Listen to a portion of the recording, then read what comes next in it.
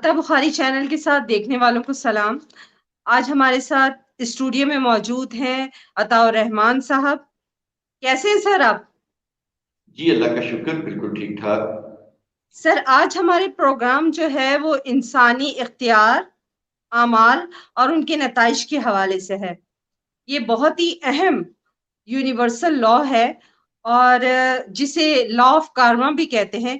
سر اسے اردو میں جو ہے وہ قانون مکافات عمل کہا جاتا ہے، یعنی انسان کو صاحب اختیار بنایا ہے اللہ سبحانہ و تعالیٰ نے، جس راستے کا چاہے وہ انتخاب کرے، لیکن پھر اس کے نتائج کی ذمہ داری بھی اسی پر ہوتی ہے، وہی اپنے اعمال کے نتائج کا ذمہ دار ہوگا۔ سر اس یونیورسل لا یا قانون مکافات عمل کے حوالے سے قرآن کی روشنی میں آپ اس قانون کو ڈیفائن کیجئے گا کہ اللہ تعالیٰ نے اس کے متعلق کیا کہا ہے، کیا احکامات دیے ہیں؟ جی سر۔ پہلے تو یہ سمجھنا ضروری ہے کہ قانون مکافات عمل ہوتا کیا ہے۔ جی بہت سارے لوگوں نے یہ لفظ سنا ہوا ہے مکافات، لیکن وہ بولتے ہیں لیکن ایکچولی اس کی میننگ کا پتہ نہیں ہوتا۔ جی قانون مکافات یہ ہوتا ہے کہ جیسے آپ کہتے ہیں نا کہ آپ جو بوئیں گے وہی کاٹیں گے، جی یعنی جو آپ کریں گے وہی اسی طرح کا آپ کو اس کا بدلہ ملے گا۔ تو جی اس کی ایک اور مثال بھی ہے، جیسے آپ کہتے ہیں کہ ہم زمین میں اگر ہم گندم بھی کاشت کریں تو گندم اگے گی۔ پہلے تو جی یہ ہے کہ ہم کاشت کریں گے تو وہ بالکل اگر بیج صحیح ہے، زمین صحیح ہے، ہم نے اس کو پانی دیا ہوا ہے، زمین کی اچھی طرح اس میں ہل چلایا ہوا ہے، تو بیج جو ہے وہ اس زرخیز زمین سے اگے گا، یعنی انسان کا یہ عمل ضائع نہیں ہوگا، جی اور وہی اگے گا جو اس نے بویا ہے۔ اگر گندم کا بیج بویا ہے تو گندم اگے گا، اگر اس نے جو کا بیج بویا ہے تو جو اگے گا، اگر کپاس کا پودا اس نے لگایا ہے تو کپاس۔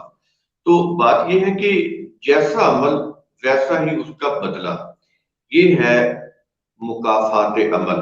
یہ اس کو ہم بولتے ہیں لیکن ہم سمجھتے نہیں ہیں کہ ایکچولی یہ ہے کیا۔ تو یہ بنیادی چیز سمجھنی بہت ضروری ہے۔ جی دیکھیے قرآن کہتا ہے کہ یہ 45 نمبر کی سورہ ہے اور اس کی 15 نمبر کی آیت میں ہے، سورہ جی الجاثیہ۔ جی من عمل صالحا فلنفسہ، جس کسی نے صلاحیت بخش کام کیا تو اس کا جی فائدہ اسی کے لیے ہے۔ ومن اساء فعلیہ، اور جس کسی نے برا کام کیا تو اس کا نقصان بھی اسی کے اوپر ہے۔ اور یہ کہنے کے بعد، یہ قانون دینے کے بعد، پھر اگلی بات قرآن کریم ایک اصولی کر رہا ہے کہ یہ بات ہم کیوں کہہ رہے ہیں۔ کہتا ہے ثم الیہ ترجعون، پھر تم اپنے رب کی طرف لوٹائے جاؤ گے، یعنی اللہ کے قانون مکافات عمل کی طرف، تاکہ تمہارے ایک ایک ارادہ، تمہارے ایک ایک عمل کا نتیجہ تمہیں دیا جائے، فائنل نتیجہ۔ دنیا میں تو عدالتیں ہیں نا، اس میں انسان چھوٹ بھی جاتا ہے، لیکن وہ جو عدالت ہوگی، جو final the day of judgment, اس میں تو پھر کوئی نہیں چھوٹ سکے گا۔ کوئی سفارش، کوئی رشوت، کوئی شفاعت، کوئی وسیلہ، کوئی نسبت، کوئی ورشپ، کچھ کام نہیں آئے گی، بے میرٹ کے مطابق فیصلہ ہو جائے۔ اسی سورہ الجاثیہ، یہ 45 نمبر کی سورہ، اس کی 22 نمبر کی آیت میں تخلیق کائنات کا مقصد ہمیں تو یہ بتایا جا رہا ہے نا کہ وہ ایک بڑا جذباتی سی چیزیں کی جا رہی ہیں عشق کے نام کے اوپر، کہ اللہ نے اپنے رسول سے کہا کہ تجھے پیدا نہ کرتا تو کائنات بھی پیدا نہ کرتا۔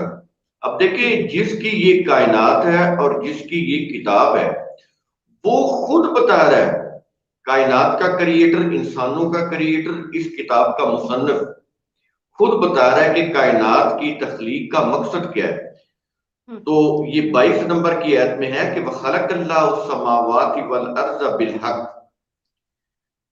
اور اللہ نے آسمان و زمین یعنی تمام مادی کائنات کو حق کے ساتھ پیدا کیا۔ یعنی پہلے تو یہ ہے کہ یہ جو میٹیریل یونیورس ہے یہ اللہ نے بالحق پیدا کی ہے، اور آگے کہہ رہا ہے کہ ہم نے کیوں پیدا کی ہے، اس کا مقصد بتا رہا ہے، آبجیکٹو کیا ہے۔ وَلِتُجْزَى كُلُّ نَفْسٍ بِمَا كَسَبَتْ، تاکہ ہر نفس کو اس کا بدلہ دیا جائے جو اس نے کمایا. یعنی جی یہ کائنات ہم نے اس لیے پیدا کی ہے کہ یہ ہر انسان کے ہر عمل کا نتیجہ مرتب کرے. تو نتیجہ مرتب یہ کائنات کیسے کر رہی؟ ابھی میں نے آپ کو بتایا کہ انسان بیج ہوتا ہے تو زمین اس بیج کو اگاتی ہے. ایسا جی کبھی نہیں ہوا کہ زمین نے انکار کر دیا ہو. تو انسان جب ایک بیج زمین کے اندر پھینکتا ہے تو پورا کارخانہ کائنات اس بیج کو اگانے میں لگا ہوا ہے، تاکہ انسان کا یہ جو بیج کا پھینکنا ہے یہ ضائع نہ ہو جائے. اس کے لیے پھر زمین کی نمی، زمین کی زرخیزی، ہوا کے اندر آکسیجن، سورج کی روشنی، سورج کی حرارت، ساری چیزیں اس کو اگانے میں لگی ہوئی ہیں. ہے نا یہ چیزیں پوری کائنات جی جی انسان کے اس چھوٹے سے ایک عمل کا نتیجہ مرتب کر رہی ہے، جو بظاہر انسان ایسے دانے کو زمین میں پھینک کے آ جاتا ہے. پوری کائنات اس کو لگانے میں لگی ہوتی ہے. یہ ہے وَلِتُجْزَى كُلُّ نَفْسٍ بِمَا كَسَبَتْ، کہ جو بھی اس نے کمایا یہ کائنات اس کا نتیجہ مرتب کرنے میں لگی ہوئی. اور آگے کہہ رہا ہے کہ وَهُمْ لَا يُظْلَمُونَ، اور ان پر ظلم نہیں کیا جائے گا. یعنی اللہ کے قانون مکافات میں کسی کے ساتھ ذرا سی بھی بے انصافی نہیں ہوگی. تو اس میں تو کوئی سفارش، شفاعت، کسی قسم کی کوئی ورشپ سوال ہی پیدا نہیں ہوتا. اور آگے دیکھیں یہی جو آیت سورہ ہے، سورہ الجاثیہ 45 نمبر کی، اس کی 28 نمبر کی آیت ہے. دیکھیں ایک ہی سورت کے اندر اللہ نے کتنی باتیں اپنے قوانین کو کس طرح واضح طور پر پیش کیا ہے. کہتا ہے کہ وَتَرَا كُلَّ أُمَّةٍ جَاثِيَةً، یہ جو لفظ ہے نا جاسیتن، اسی سے یہ سورت کا نام بھی سورہ الجاسیہ پڑا. تو جی کہا کہ وَتَرَا كُلَّ أُمَّةٍ جَاثِيَةً، اور اے رسول تو دیکھے گا کہ ہر امت گھٹنوں کے بل گری ہوئی ہوگی، یعنی گھٹنے ٹیکے ہوئے ہوں گے. یعنی اللہ کے اقتدار کے سامنے ان کی اب کوئی ان کا اقتدار، ان کا کوئی کچھ بھی نہیں رہے گا. اتنی بڑی بڑی طاقتور قومیں گھٹنے کو بل چکی ہوگی. اور پھر اس میں کیا ہے کہ کلو امتن تدعا الی کتابیہا، ہر ایک امت کو اس کی کتاب کی طرف بلایا جائے گا. دیکھیے دنیا میں جتنے بھی انبیاء آئے وہ جی کتاب کے ساتھ آئے تھے، بغیر کتاب کے نہیں آئے. تو جی بیسک جو کتاب کی تھی، جو الدین، وہ تو ایک ہی تھا، الاسلام، سب میں ایک ہی تھا. انبیاء کے حالات و واقعات ہر کتاب میں مختلف تھے، لیکن جو دین کا جو پورشن تھا وہ تو ایک ہی تھا. دین اسلام کا ایک ہی پورشن، اس کے اندر کوئی فرق نہیں تھا. تو یہاں پر انہوں نے ترجموں میں بنا دیا کہ ہر شخص کی نامہ اعمال کی کتاب، یہ انہوں نے اپنی طرف سے کوئی بھی ترجمہ اٹھائیں، بالکل نہیں، اللہ کی کتاب جو ہر نبی کو دی گئی، تو جی اس کو بلایا جائے گا اس کی طرف ہم، تاکہ ان کا فیصلہ کیا جائے. تو اس کے بعد کہتا ہے کہ الیوم تجزون ما کنتم تعملون. دیکھیں تجزون، جزا کا لفظ آ رہا ہے. تو جی کہا جائے گا کہ آج تمہیں بدلہ دیا جائے گا اس کا جو تم عمل کرتے تھے، وہ اچھا عمل تھا یا برا عمل تھا، آج اس کا تمہیں بدلہ دیا جائے گا. اسی ہم، طرح 39 نمبر کی سورہ الزمر ہے، اس کی آیت نمبر ہے 69. ہم، وَأَشْرَقَتِ الْأَرْضُ بِنُورِ رَبِّهَا، اور زمین اپنے رب کے نور سے چمک اٹھے گی، جگمگا اٹھے گی. تو پھر کیا جی ہوگا؟ وَوُضِعَ الْكِتَابُ، اور الکتاب رکھ دی جائے گی. الکتاب، یہ دیکھیں ڈیفینٹ آرٹیکل کے ساتھ ہے، الف لام کے ساتھ، یہ قرآن کریم اللہ کی کتاب، اور کتاب رکھ دی جائے گی. ہم، وَجِيَ بِالنَّبِيِّينَ وَالشُّهَدَاءِ، اور انبیاء اور گواہ لائے جائیں گے، کیونکہ انبیاء کو کتاب دی گئی نا، تو جی بلائے جائیں گے. اور آگے اب کتاب آ گئی، ساری امتیں آ گئی، ہم، کتاب آ گئی، جن کو ملی تھی وہ انبیاء بھی آ گئے، گواہ آ گئے. اس کے بعد پھر ہوگا کیا؟ دیکھیں یہ پورا ایک کورٹ کا منظر پیش کر رہا ہے، عدالت کا. اس کے بعد وَقُضِیَ بَیْنَهُمْ بِالْحَقِّ، اور ان کے درمیان حق کے ساتھ فیصلہ کر دیا جائے گا. اندازہ لگا رہے، یہ ہے قانون مکافات عمل. اور آگے کہہ رہا ہے، پھر کہہ رہا ہے وَهُمْ لَا يُظْلَمُونَ، اور ان پر ظلم نہیں کیا جائے گا۔ اسی الزمر کی 70 نمبر کی آیت ہے، 70 آیت، وَوُفِّيَتْ كُلُّ نَفْسٍ مَا عَمِلَتْ، جی ہر نفس نے جو کچھ بھی کمایا تھا اسے جی اس کا بدلہ پورا پورا دیا جائے گا، کوئی کمی جی پیشی نہیں کی جائے گی۔ اچھا عمل اچھا نتیجہ، اچھا بدلہ، برا عمل برا بدلہ، تو ہوں، پورا پورا دیا جائے گا۔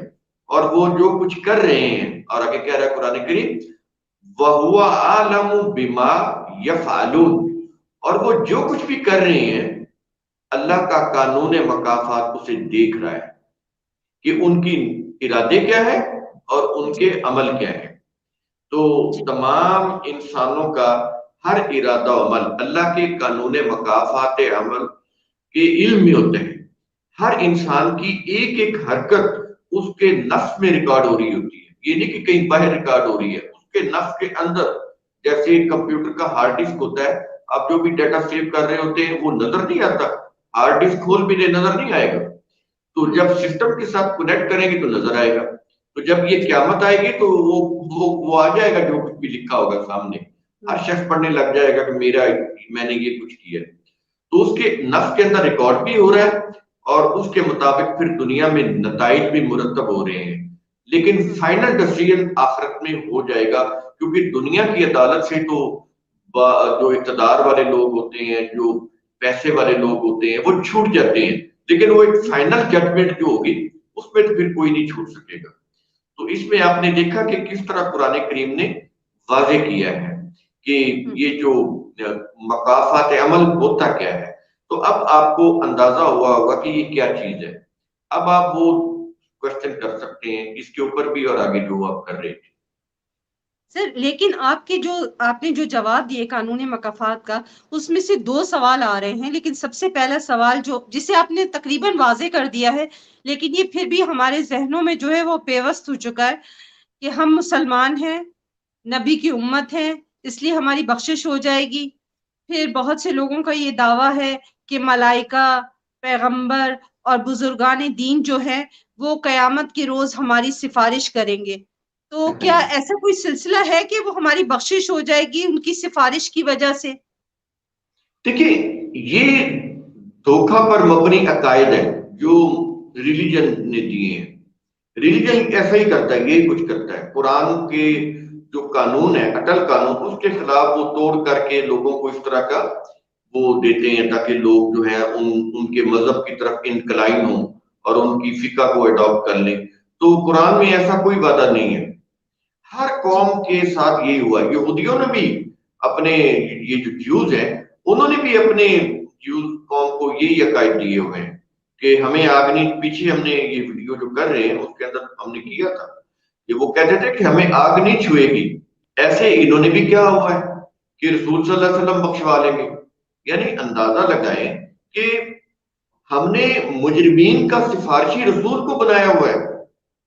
آج ہماری کورٹ کے اندر کوئی مقدمہ ہو تو اگر کوئی بااثر آدمی کسی مجرم کو چھڑا کے لے جائے تو ہم کتنا برا کہتے ہیں اس کو، جی لیکن یہی چیز ہم نبی کریم صلی اللہ علیہ وسلم کے متعلق کہہ رہے ہیں تو ہمیں ذرا بھی خیال نہیں آتا کہ ہم کتنا غلط کہہ رہے ہیں، قرآن کے خلاف کہہ رہے ہیں، اللہ کے قانون مکافات کے بالکل خلاف کہہ رہے ہیں۔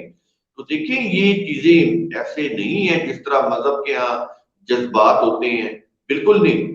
اللہ کے ہاں ہر چیز ایک قانونی حیثیت رکھتی ہے، رول آف لا ہے، تو قانون کے مطابق فیصلہ ہو، اس طرح کی کوئی چیز نہیں، یعنی شفاعت کا کوئی تصور نہیں ہے؟ کوئی تصور نہیں ہے، ذرا بھی نہیں۔ یہ ساری اللہ کی مخلوق ہے، اس نے جی میرٹ پہ فیصلہ کرنا ہے۔